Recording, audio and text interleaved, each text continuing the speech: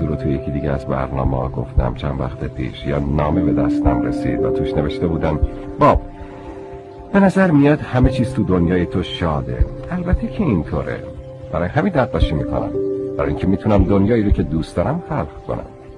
اگه قرار بود غمگین باشم اصلا نیازی نبود که نقاشی کنم، چون این دنیا به اندازه کافی غمگین هست. اگه میخواین چیزای بد رو تماشا کنین، اخبار رو تماشا کنین. ولی اگه میخواین شاد باشین، آروم باشین، نقاشی کنین، یا به آثار هنری نگاه کنین، به طبیعت نگاه کنین.